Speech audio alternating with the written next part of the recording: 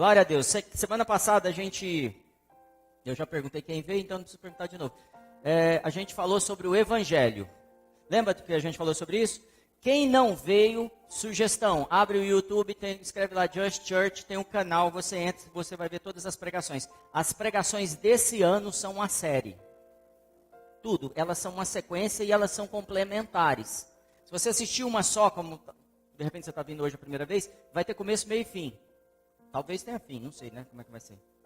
Mas, se você assistir a série, você vai ver que você vai agregar cada vez mais e vai trazer mais conhecimento para você. Sobre vários assuntos, em especial sobre a nossa relação com Deus, a nossa relação com as pessoas e o que temos feito com essas relações, usando muitas vezes práticas religiosas só.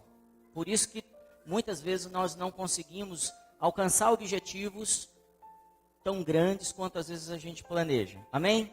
Então a gente falou sobre evangelho. Evangelho é religião? É religião, evangelho? Não. Também não é irreligião. Fala isso. Não é irreligião. E o que é irreligião?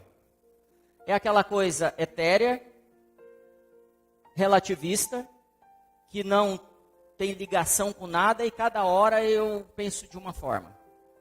Cada hora eu me ligo com alguma coisa diferente. Sabe igual mudar de religião todo dia? Mais ou menos isso. Então, a irreligião é até um tipo de religião. Evangelho é eu-van-gélio. Lembra disso? Eu quer dizer o quê? Bom e agradável. É algo bom. Evangelho é uma notícia. Então, eu estou revendo isso aqui, porque algumas pessoas não vieram para a gente entrar nessa vibe aí. Boas notícias. Evangelho quer dizer isso? Sim ou não? Sim. Evangelho quer dizer boas notícias. Notícia de algo que vai acontecer. Amém? Sim ou não? Já foi? Ninguém me avisou? Evangelho é uma boa notícia que já aconteceu. Muitas vezes nós lemos os evangelhos pensando no futuro, mas o evangelho aponta para algo que já e que por ter acontecido, ele me põe numa posição hoje, não no futuro. Posição de filho, de herdeiro, de salvo, de justo, de santo. Amém? Ah, mas não acredito nisso não, pastor. Leia as cartas de Paulo que você vai ver que ele fala com a igreja como aos santos, em Corinto, em Efésios, aos santos. E aí eu não vou aprofundar o que é santidade hoje, mas não é o que a gente pensa que é pecar menos. Santidade é uma posição que você é colocado. É você ser inteiro em Deus. Tá bom? De forma resumida. Então o Evangelho fez com que eu pudesse ter vida e vida em abundância. O Evangelho me fez entrar numa posição em que todas as coisas cooperam para o meu bem. O Evangelho me fez poder acessar a Deus. Porque ele já aconteceu. Se o Evangelho não tivesse acontecido, eu não poderia acessar a Deus. Faz sentido? Posso seguir então? Fala glória a Deus então. Amém. Nós também falamos semana passada que nós podemos guardar os mandamentos? É possível guardar os mandamentos? Acho que é a melhor pergunta. Sim ou não? Vocês resolvem. Sim, de que forma? Amando a Deus. Muitas vezes nós aprendemos que nós podemos guardar os mandamentos nos flagelando. Autoflagelo, sabe? Agora eu vou fazer 700 dias de jejum. Agora eu vou fazer isso. Eu não sou contra jejum, já falei semana passada. Mas eu começo a criar métodos para chegar a Deus. Tipo religião mesmo. E Jesus falou assim, não. A única coisa que você tem que fazer é amar a Deus, aí você guarda os mandamentos. A gente lê isso ao contrário. Então eu tenho que me aproximar dele, me relacionar com ele. Você ama alguém? Fala com sinceridade. Quem ama alguém? Levanta a mão, só para eu saber se tem alguém aqui que não está precisando de amor. Amém. Você ama alguém?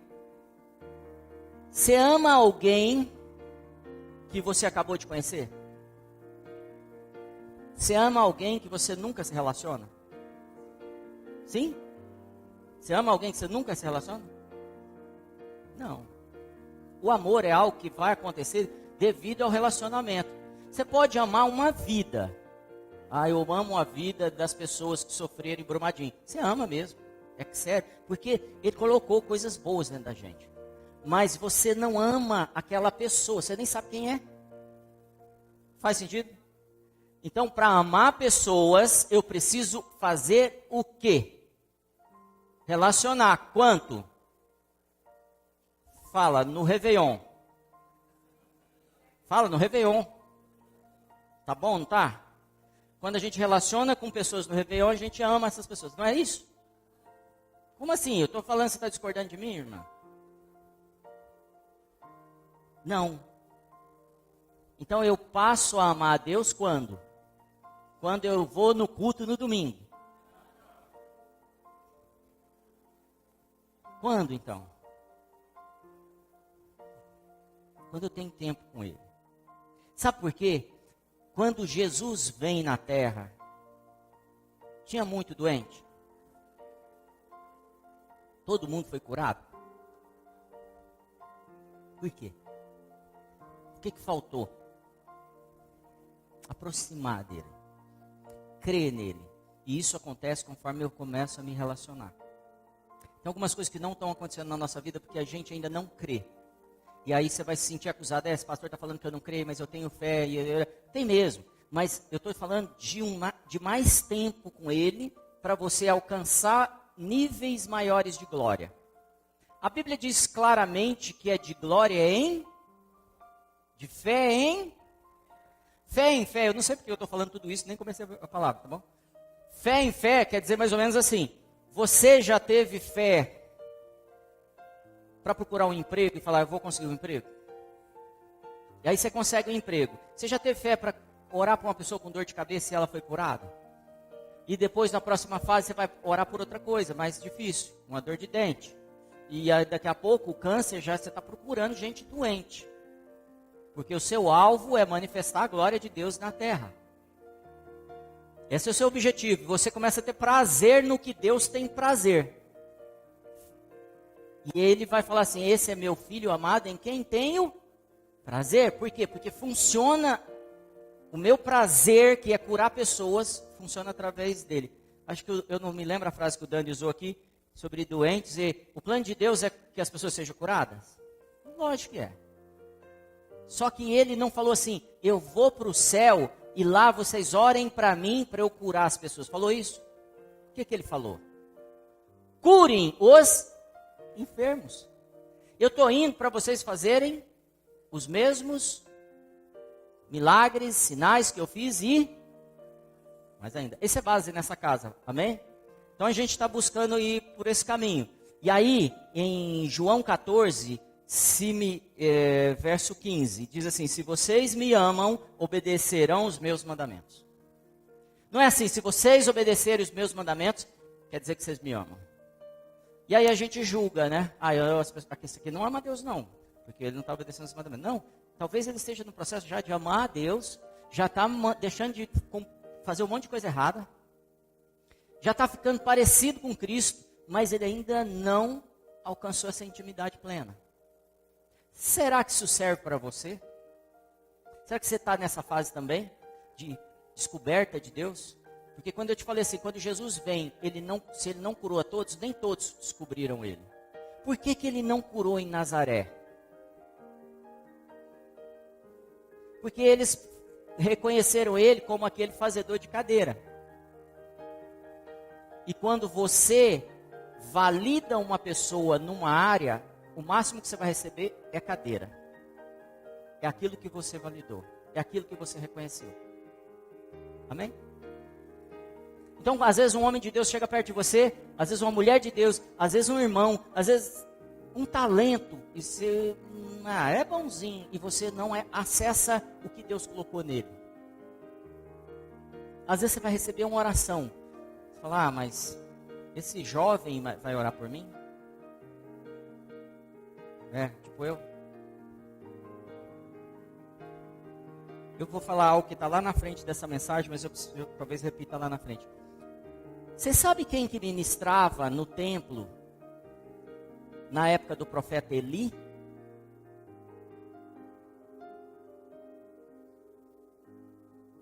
o menino Samuel, que aproximadamente ele tinha entre 5 e 6 anos. Eu estou te dizendo isso para a gente entender que Deus quer fazer coisas independente da sua condição. Vamos entrar por aí agora. Fala comigo assim, toda a esperança. Quanto é toda a esperança? Hoje nós vamos falar sobre isso. Não dá para ter um pedacinho de esperança a mais. Um pedacinho de esperança só tem nos levado a poucas conquistas. Você já ouviu falar também de falsos profetas? A gente falou um pouquinho semana passada. Falsos profetas fazem um monte de coisa errada. Mas hoje eu quero falar sobre a oração de um verdadeiro apóstolo.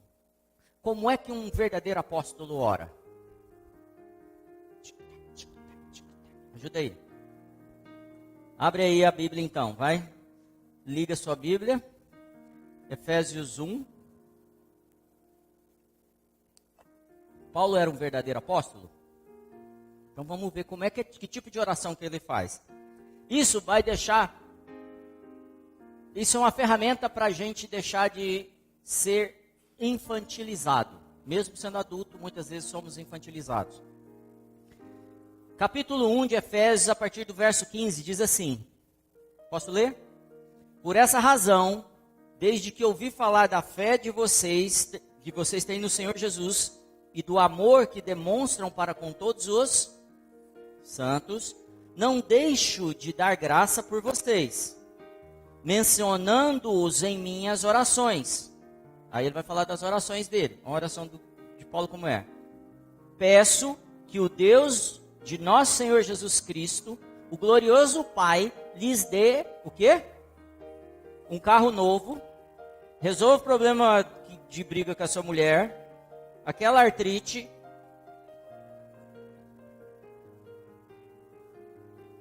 Sim ou não?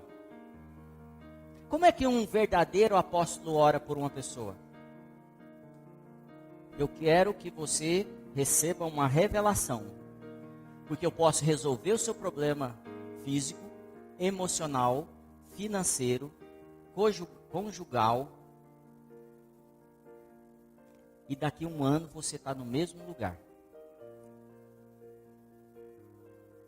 Muitas pessoas pensam que a unção é mais importante do que o conhecimento, do que a sabedoria. Por isso que quando tem muita manifestação, aglomera a gente. E quando tem profundidade de conhecimento, poucos se aproximam. Quando o povo é tirado do Egito e é levado ao deserto, eles provam coisas grandes, experiências incríveis. Sim ou não? O mar se abre, os anjos na frente, anjo atrás, e manados não provam? Isso levou ao quê? Nada. Mas um grupo pequeno de jovens que se aprofundou no conhecimento e colou em Moisés, eles entram na terra prometida. E eles nem viram tudo aquilo que os pais deles viram, de sinais. Então a unção não é mais importante. Por isso que me preocupa muito na igreja, uma preocupação em manifestação de palavra de conhecimento, de profecia, é uma coisa louca. Isso trabalha muito o nosso orgulho. E a gente começa a errar o que Deus está fazendo e o que Deus quer fazer através da gente. Amém? Você recebe isso, não? Onde eu parei? Orações. Peço que Deus do nosso Senhor Jesus Cristo, glorioso Pai, lhes dê espírito de e revelação, no pleno conhecimento dele. Olha a oração de Paulo. Galera do Just, eu quero que vocês tenham o pleno conhecimento de Deus. Se alguém fala isso para você, de verdade, você não fala assim, não é para mim, irmão, eu sou muito humilde. O que Paulo está falando? Não, foi feito para você, na sua medida. O pleno conhecimento de Deus é o que eu oro para que Ele te dê. E vou te fazer uma pergunta, será que Ele não está orando por algo que Ele já conhece? Como é que eu vou orar pelo pleno conhecimento se eu nunca vi? Não é verdade? E Paulo está falando assim, ó, no pleno conhecimento não é só para mim, é para todos da casa do Just. É para todos da comunidade tal, da igreja quadrangular tal, da Assembleia de Deus tal, é para todos. Eu oro para que todos tenham pleno conhecimento. Então, quando a gente encontra um homem maduro de Deus, ele vai nos distender. Ele vai provocar com que você seja mais profundo, raízes, e que você desenvolva e cresça e floresça e dê fruto. Mas a gente está sempre tentado, e eu estou falando de mim, eu sei que vocês não têm esse problema, de ficar numa zoninha de conforto. De falar, mas aí eu peço oração, ou eu... Querido, deixa eu te falar, o reino de Deus está dentro de você. O reino de Deus não é brincadeira, não é um jargão, o reino de Deus é tudo que existe no reino. Tudo, todas as curas, toda a plenitude do reino está dentro de você. Está em Marcos 17, 21. O reino de Deus está dentro de você. Eu vou embora para que vocês façam mais sinais do que eu fiz. Não é para fazer igual, não. Faz mais. Jesus fazia muito. Lhes dê espírito de sabedoria e revelação e pleno conhecimento dele. Oro também para que os olhos do vosso coração... Oro também para que os olhos do vosso coração de vocês sejam iluminados, a fim de que vocês conheçam a esperança para a qual ele os chamou. Deixa eu te falar, eu oro para que os olhos espirituais de vocês se abram e que vocês consigam ver qual é a esperança do chamado de vocês. Ele não falou assim, dos pastores. Ele não falou também dos apóstolos. Ele falou, eu oro, galera, eu oro para vocês entenderem qual é a esperança do chamado de vocês. Qual é a esperança do chamado de vocês? Ai, qual é? Não responde para mim, responde para você. Mas de cor, a esperança do meu chamado é essa. E se você não tem, nós vamos orar para que seja abertos os vossos olhos espirituais. Porque isso não é algo incomum, é comum a todos os santos.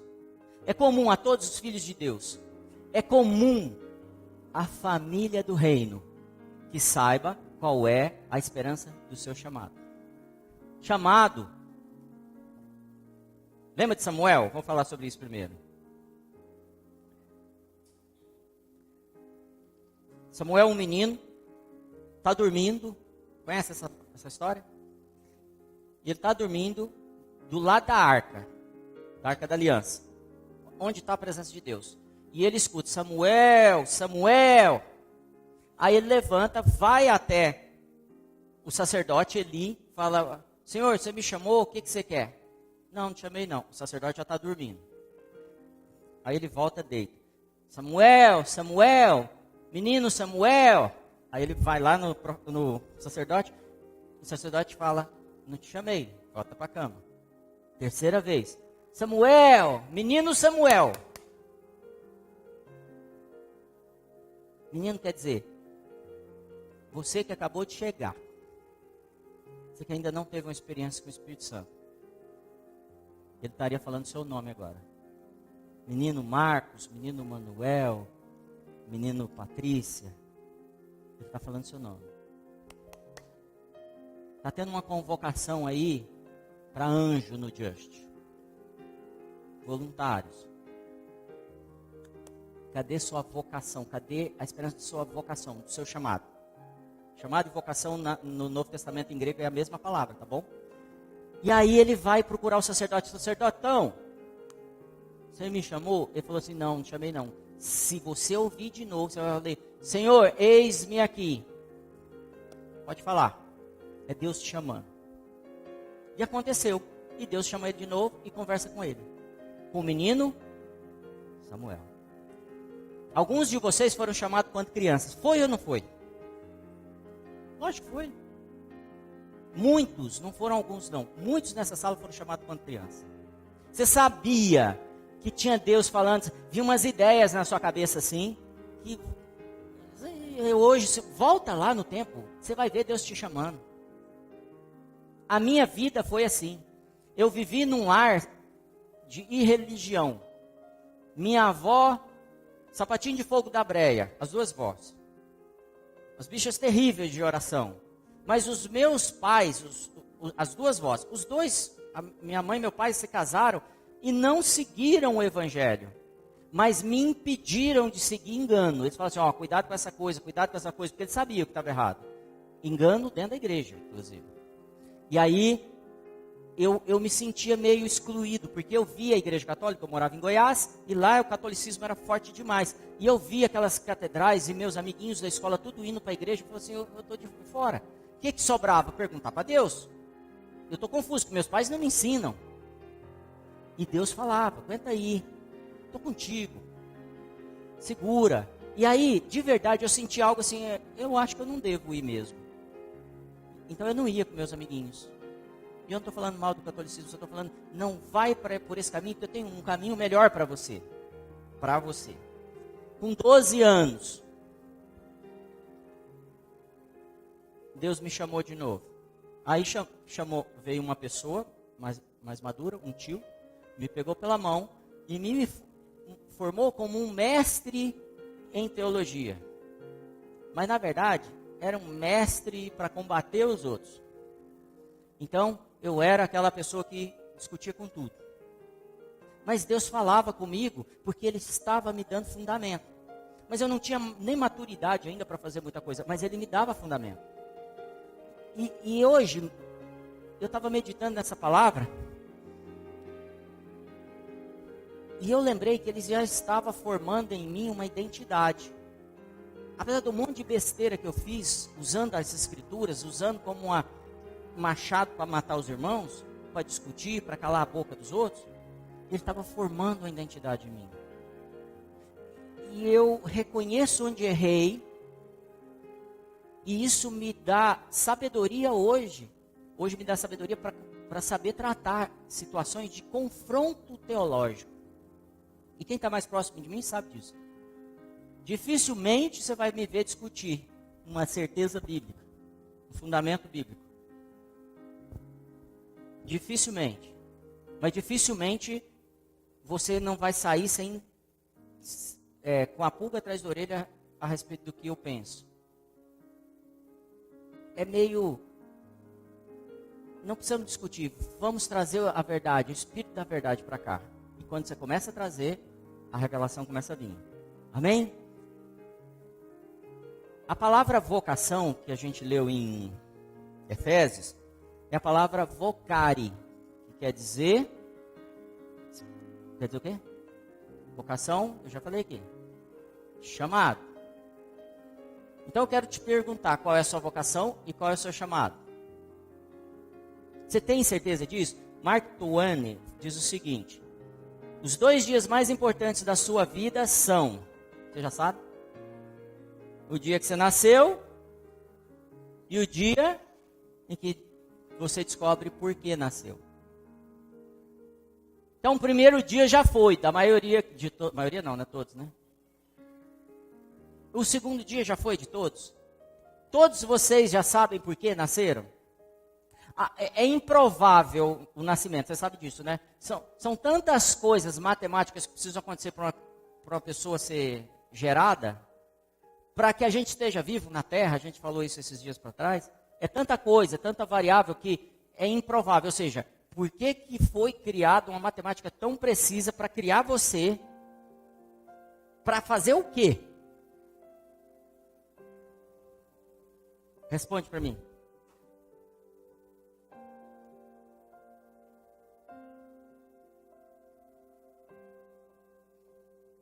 Sabe uma coisa terrível que acontece com a gente? Viver uma vida abaixo do que foi predestinada. Você não foi destinado, tipo assim, vai ser desse jeito, aconteça o que acontecer. Isso é você ser destinado, mas a Bíblia fala que nós fomos predestinados. Então ele já colocou em você vocação. E junto com vocação ele deu o chamado, porque está relacionado com a sua vocação. Então ele chega para Abraão e fala o quê? Sai da tua terra, da tua parentela, que eu te mostrarei. E ele sai. Ele chega para Moisés, vai lá e fala com o faraó. Fala que eu sou. E já começa a traçar o destino de Moisés. Eu tive pensando essa semana na mãe de Moisés. Colocar o menino no cesto, porque eu estava pensando nessas ideias loucas de aborto. A mulher me põe o menino no cesto e joga no rio. Por que eu comecei a pensar isso? Porque alguns jovens postaram uma foto de crianças passando necessidade. E aí elas falam assim, por isso que eu sou a favor do aborto. Isso é muito forte, é chocante pra gente. Ah, eu sou a favor do aborto porque as crianças estão passando necessidade. Meu, a solução que você precisa dar é outra. Porque estão matando essas crianças com 5, 6 anos, que era da foto. Mas a gente não adianta matar quando é bebê também. Quando está sendo fecundado. E aí eu comecei a pensar nessa mulher. E ela, como é que seria se tivesse abortado Moisés? Porque a coisa ia ser complicada. Ela poderia ter feito, não poderia? Como seria? Muitas vezes, o nosso destino é abortado porque nós olhamos as circunstâncias. Estou sem dinheiro, estou sem saúde, estou sem marido, estou sem curso superior, estou sem um monte de coisa. Hoje me contaram uma história de uma pessoa que sai de uma situação de catar coisa na rua para ser um mega empresário. E em todas essas pessoas, se tem uma coisa que você vai ver em todos, é a força de vontade e a persistência. 2 semanas atrás a gente falou para você não desistir. Permaneça, fica. Amém? Podemos ir? Muitos cristãos estão nos subchamados, queridos. Lucas 9, 62. Abre aí para mim.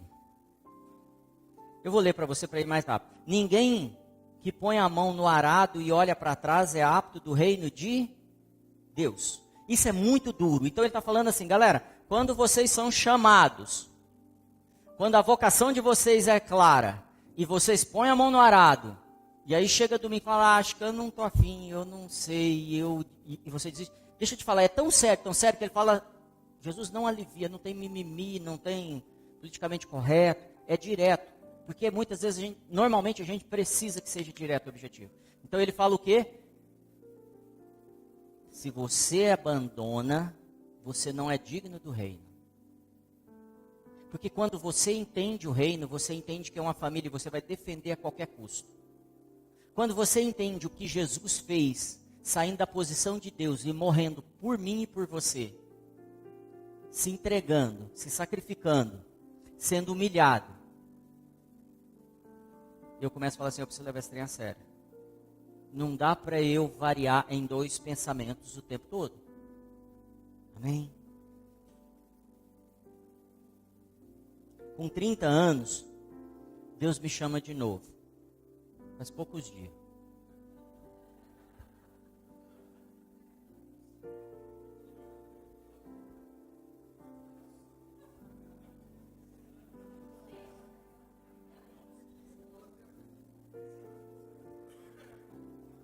Com 30 anos, Deus me chama de novo. Vamos para o assunto sério. E Ele traz o entendimento sobre o Evangelho do Reino para mim. Entenda o seguinte, depois de ter aprendido tudo que eu podia aprender, estou caminhando tantos anos ensinando, cuidando de grupos, e liderança dentro de igreja, tudo que a gente faz, evangelismo de rua, e viagem, congresso, seminário, eu descobri o Evangelho do Reino. É mais ou menos como se Paulo fala assim, abre o entendimento desse menino, que ele não entendeu nada ainda. Abre o entendimento para ele saber o que é o reino de Deus. E entender o evangelho do reino de Deus. Entender essa mensagem, essa notícia que já aconteceu e está disponível para ele. E aí a gente começa a caminhar, eu e a Gra, nessa história de evangelho de reino. Evangelho de reino, evangelho de reino. Com 35 anos, ele me chama novamente. 35 anos. E ele falou assim, você vai conhecer um homem. Presta atenção. E eu comecei a prestar atenção, vou conhecer um homem. E muitos anos depois, eu fui entender que eu não iria conhecer um homem. Eu conheci muitos homens com autoridade. Eu comecei a me cercar de pessoas que começaram a formar uma nova mentalidade em mim. E começaram a apontar para mim qual era a minha real vocação. Porque eu achava que a minha vocação era ler a Bíblia, não matar, não roubar, não mentir, e ir na igreja no domingo. Aí eu comecei a descobrir que não, que a minha real vocação era manifestar aquilo que Jesus manifestava. Ser parecido com Cristo. Transferir para as pessoas aquilo que ele já havia transferido, que saiu de Israel e chegou no Brasil, em Ribeirão Preto. Com 38 anos, agora é outro dia, né? Ele me chama para ser ministro. O problema é, muitas vezes, a gente tem 13 anos, recebe um chamado para ser ministro, traz um super entendimento da Bíblia, mas a gente pensa que a gente já tem tudo. E a gente sai fazendo. A gente sai fazendo de forma independente. A gente sai fazendo porque a gente está bravo com o pastor, com as regras, com os métodos, com seja com o que for. E a gente sai fazendo outro erro, diferente do que eu tinha antes, mas eu continuo errando. Por quê? Porque eu não fui enviado até ali. Eu servia dentro da casa. E você acha que isso aconteceu só comigo? Como é que foi chamado de Davi? Davi era um menino. Samuel chega na casa de Jessé, casa do pai dele. Chama, traz seu filho aqui que eu vou ungir ele rei. Aí traz o primeiro, ungiu, não é esse. Ungiu o segundo, não é esse. Ungiu o terceiro, não é esse. Ungiu o quarto, não é esse. Ungiu o quinto, não é esse. Ungiu o sexto, não é esse. Ungiu o sétimo, não é esse. Onde o Samuel estava com a cabeça, hein? Isso eu estou contando agora para você parar de ouvir profecias de qualquer profeta que chega para você e te dá sinais e coisas que parecem verdadeiras. Porque eu sei que a gente é tentado por isso. Você sabe como que um falso profeta tenta a gente? Conhecendo as nossas cobiças, e ele vai falar para assim, é isso que te digo, você vai ser um grande isso ou grande aquilo, fazer isso, fazer aquilo. E isso te desvia da vocação que Deus está te dando, que Deus te deu lá no passado. Mas voltando no Davi. O que mais que o Davi foi abandonado, humilhado, largado? Em Ziclag ele foi. Pelos filisteus, até pelo diabo, que era o povo filisteu, falou, não, Davi não serve para a gente. Ele foi rejeitado pelo rei dele. E ele expulsava os demônios do rei. Amém? Será que você já foi rejeitado alguma vez e falou assim, eu vou largar esse trem, não é para mim, não vou seguir, não vou me esforçar mais um pouquinho, porque não está funcionando do jeito que eu queria. Mas Davi havia sido ungido para ser rei. E a gente abandona. A gente abandona porque a gente deixa que seja gerado dúvida dentro da gente. Normalmente, é assim que funciona. Normalmente a gente é tentado a fazer aquilo que Deus não está mandando a gente fazer e que talvez a gente tenha capacidade, competência, sabedoria para fazer.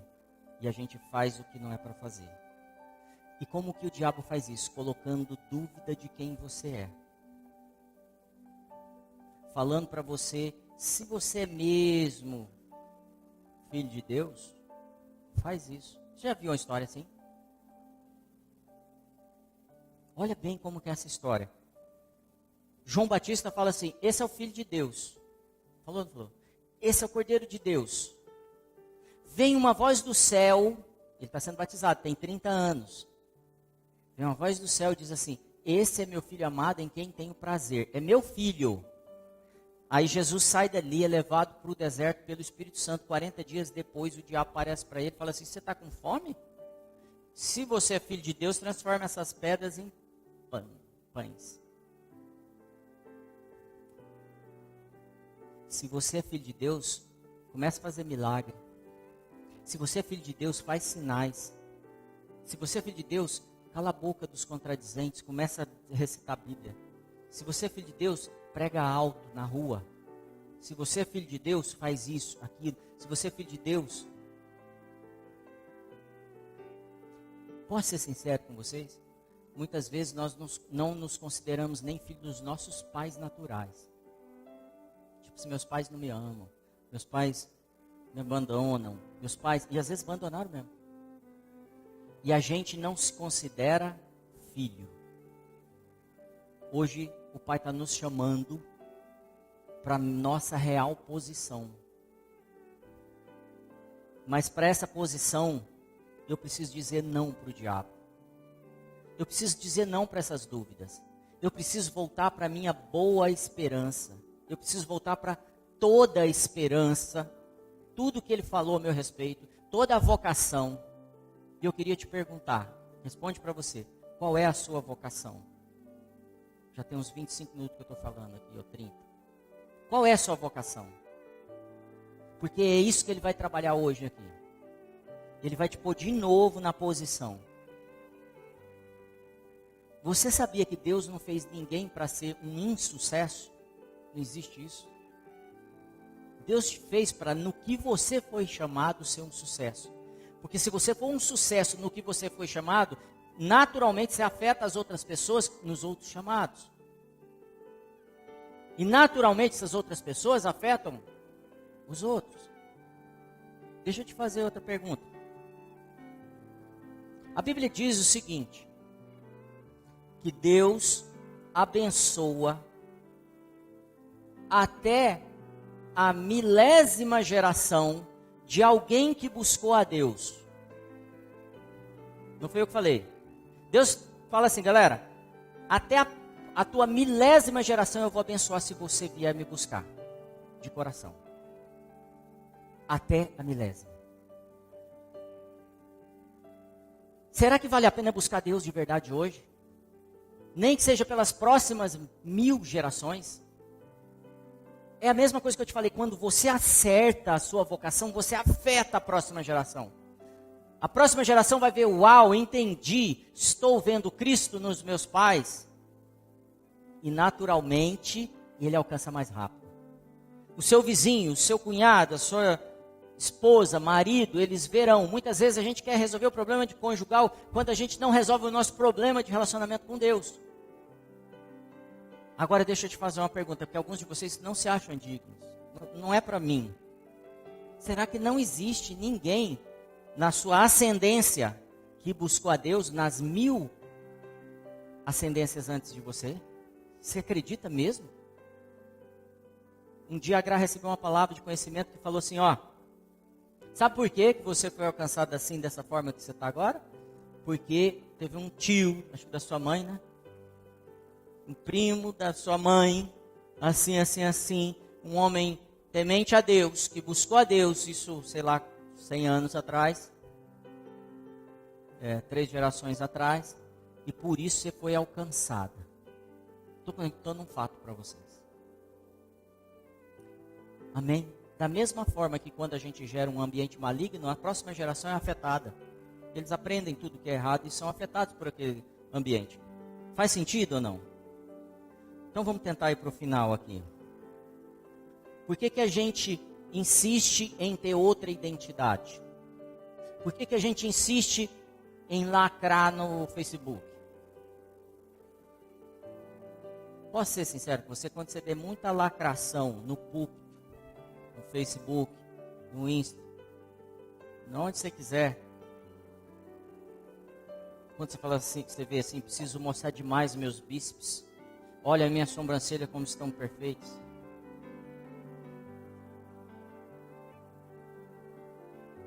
Não estou criticando, por favor. Eu estou falando, sabe, coisas exacerbadas? Eu preciso, hoje não fiz sobrancelha, eu não vou no culto. Não estou exagerando, é assim que funciona. Não tenho uma blusa de acordo para ir nesse culto. O pastor é lindo demais lá e as pessoas ficam assim comparando.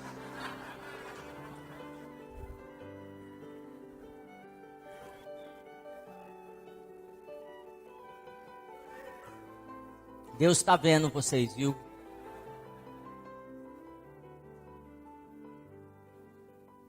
Olha o meu bíceps. Eu transformo qualquer pedra em pão. Eu oro e as coisas acontecem. Chega um na sua frente e diz, eis que te digo, vejo um negócio aqui.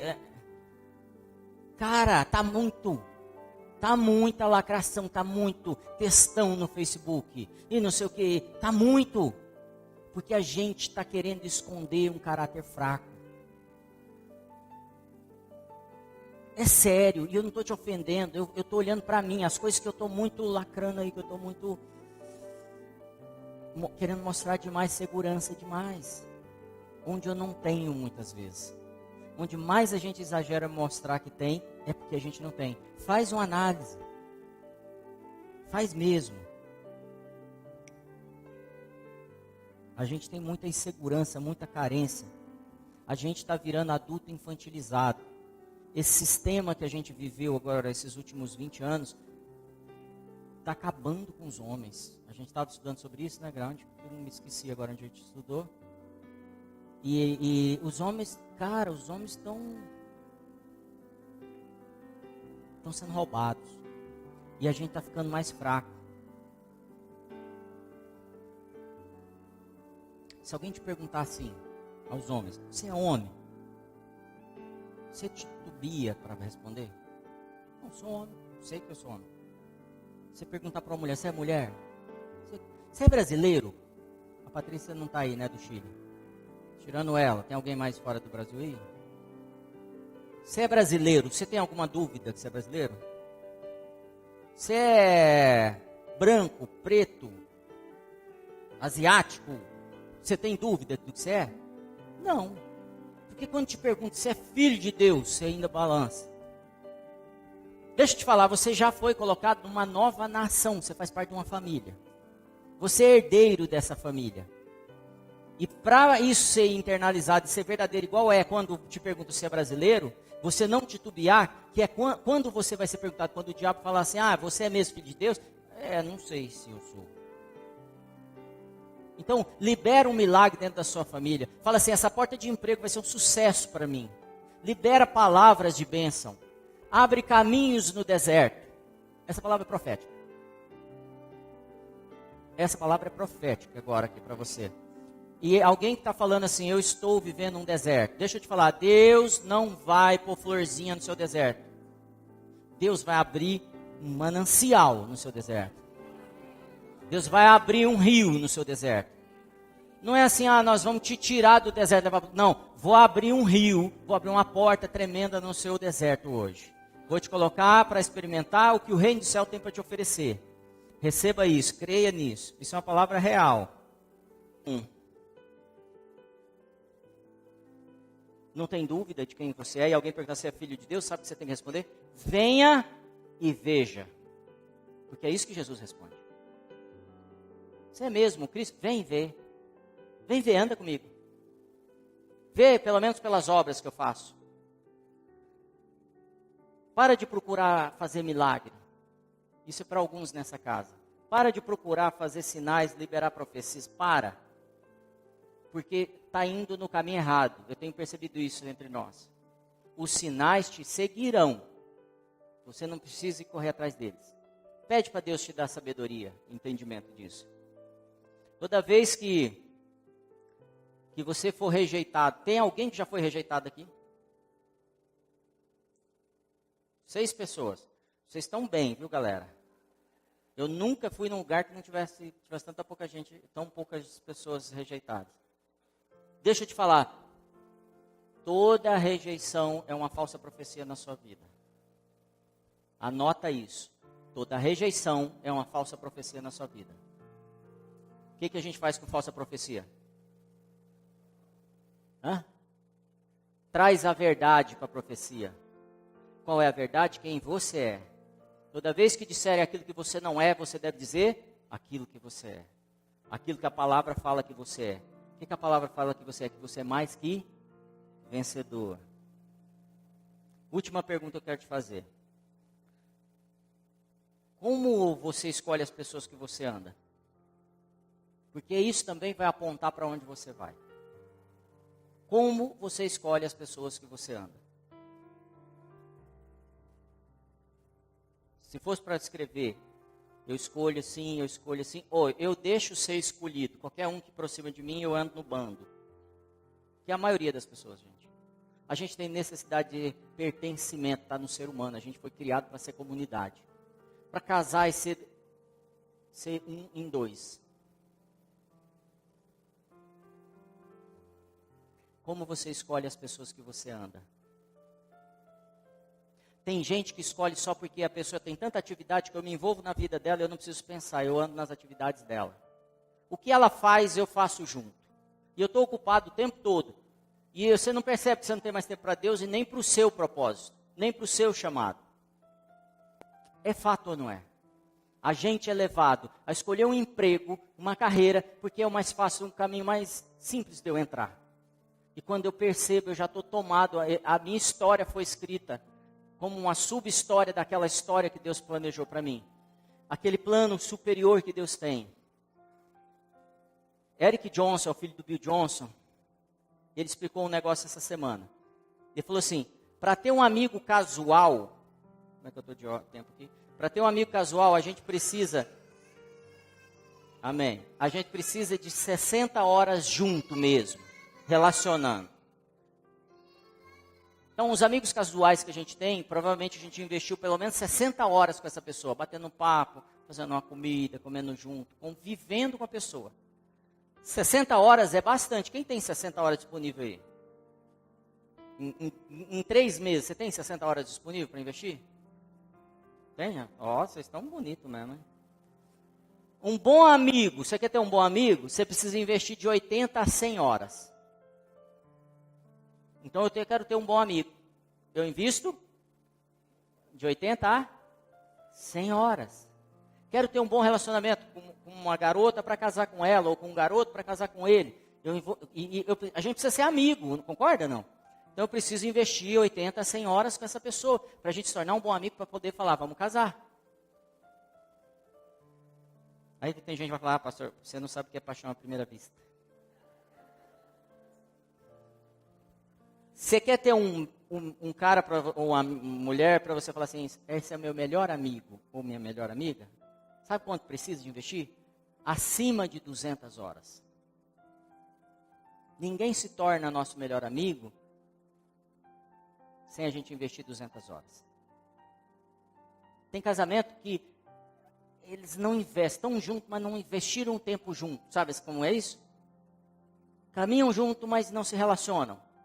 Por isso não se tornam melhores amigos. Isso é uma solução para alguns de nós aqui.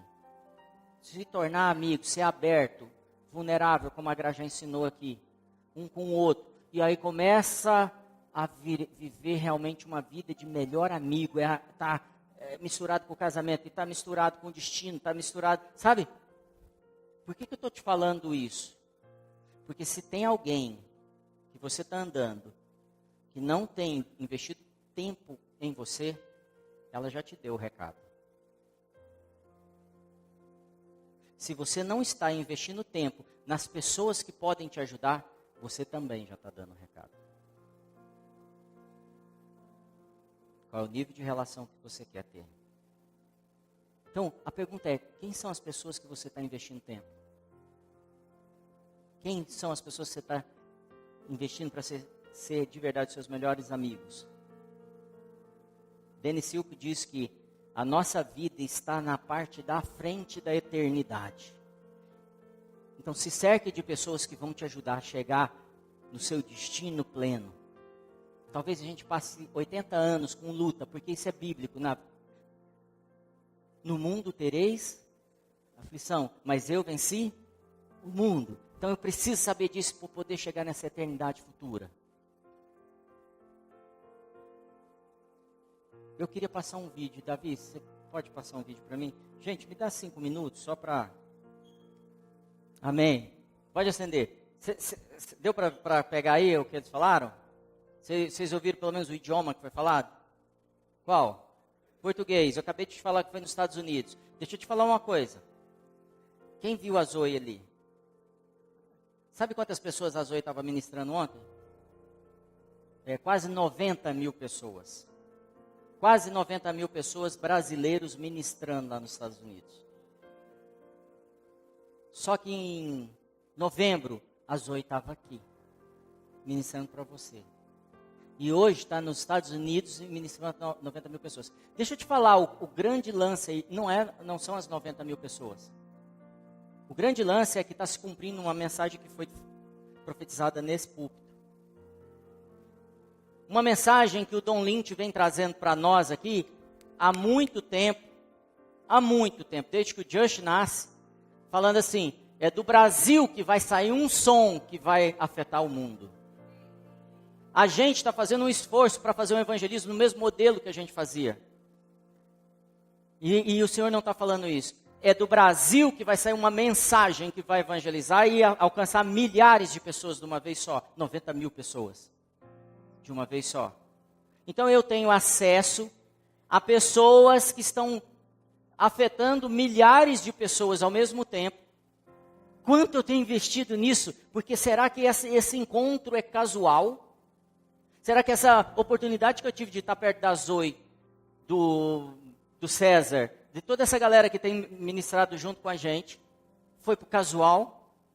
Foi à toa? Será que eu realmente tenho investido e percebido que Deus tem sido muito bom? Talvez na sua carreira, na sua vida espiritual, e Ele já tem te dado os mentores certos, mas eu tenho insistido em buscar qualquer coisa que agrade eu ficar na minha zona de conforto? Ou será que realmente eu quero parar hoje e falar, Deus, eu não sei qual é minha vocação. Eu não sei qual é o chamado, mas fala que eu vou. Fala que eu vou me entregar e vou dar esse passo que tem que dar. Chegou o tempo em que não dá mais para brincar. O Call to Action desse ano no Just vai falar da conversão do coração dos pais ao coração dos filhos. Aí nós descobrimos que a Bethel está vindo pesado. Chris Valaton está vindo pesado com essa mensagem. Deus nos deu isso ano passado. Vocês vão falar sobre isso. Já foi anunciado há 6 meses. Que seria? Foi anunciado em setembro. Que seria isso? Será que a gente precisa de mais sinais ou será que a gente vai ficar como aqueles homens que Jesus está passando e eu não estou vendo nada e estou pensando que não está acontecendo nada? Nunca vivemos um tempo tão bom no Brasil como estamos vivendo agora. Todas as coisas estão convergindo para um povo poderoso, um povo que vai afetar o mundo inteiro. Deixa eu te explicar uma coisa, eu sou de uma geração que durante 45 anos, o ídolo do Brasil era um jogador de futebol, hoje é um juiz, querido.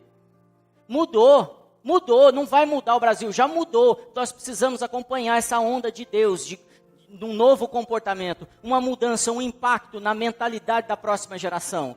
Deus está sendo bondoso demais com a gente. Mas Ele está falando, acorda povo, vem comigo, eu estou chamando, é o chamado de vocês, é o dom, a vocação de vocês que eu estou chamando agora, se posicione.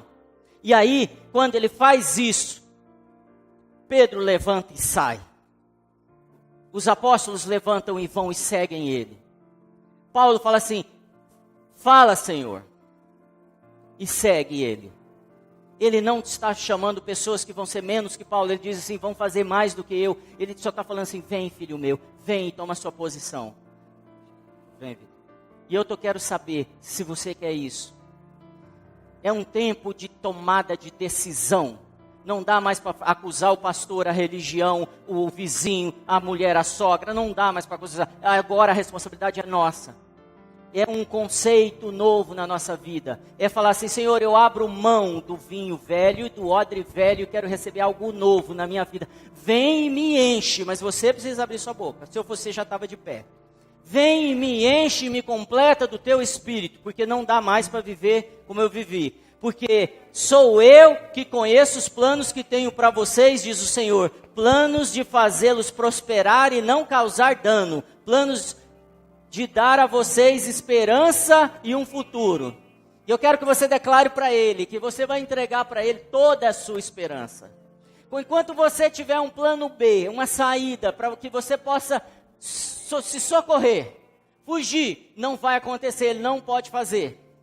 Então fala para Ele, Senhor, eu estou abrindo mão do meu plano B, eu estou abrindo mão do meu emprego B, eu estou abrindo mão da minha carreira B, estou abrindo mão do meu ministério B, dos meus mentores B, das lideranças que tenho buscado em todos os lugares B, para achar aqueles que o Senhor levantou, para cumprir essa profecia que o Senhor deu para o Brasil, que o Brasil é o celeiro do mundo, e que nós alimentaríamos as nações. E chegou o tempo. Estamos vivendo o melhor tempo. Estamos vivendo a melhor condição para que isso aconteça. Comece a declarar para ele, comece a falar, é você que tem que falar. Responda ao seu chamado. Responda, fala, eu quero responder ao meu chamado, Senhor. Senhor, eu quero entregar toda a minha esperança. Toda a minha esperança. Tudo, Senhor.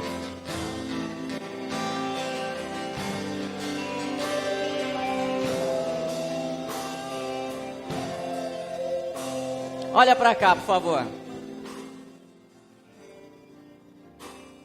Posso falar algo sincero? Posso abrir meu coração? Há um espírito de religião tão violento entre nós aqui, que está falando assim, você não merece, você é pobre, você nasceu para ser um capacho. Você nasceu para ser nada, não tem condição de acontecer para você. Deixa eu te falar para você, a não ser que você faça isso, deixa eu te falar. O Senhor abriu uma janela no céu e as coisas vão acontecer favoráveis a você, e você vai ganhar tempo como nunca aconteceu. Coisas que você precisava de 10 anos para fazer, você vai fazer em 6 meses, 3 meses. Eu experimento isso toda hora na minha vida. Posso te dar uma relação de coisas assim. Por que que a gente pensa assim? Porque a gente pensa que Deus gosta de miséria. Porque a gente aprendeu esse evangelho. Evangelho só de obediência, sacrifício e miséria. Porque quanto mais eu jejuo, mais eu viro santo. Mentira. Quanto mais eu visto roupa desconfortável, mais eu pareço com Jesus. Mentira. Ele tem um reino abundante para nós. Deixa eu te falar uma coisa. A gente está muito preocupado com os carentes. Deixa eu te falar. Primeiro precisamos tomar as nossas posições. E os carentes sairão das posições que eles estão. Eles estão clamando pela manifestação dos filhos de Deus, não por cesta básica. Eles precisam que alguém diga para eles, essa é a sua identidade, essa é a sua vocação, esse é o seu destino. E Deus é tudo em você. Esse é o tempo que o Senhor está levantando filhos maduros nessa casa. Não dá mais para ficar com mimimi, amanhã eu vejo, hoje é o dia de tomada de posição. E para acabar com esse espírito de miséria, eu quero te dizer uma coisa. Quando Jesus vai fazer o seu primeiro milagre, poderia ser num orfanato, poderia ser num asilo, poderia ser em qualquer lugar. Mas ele preferiu fazer numa festa.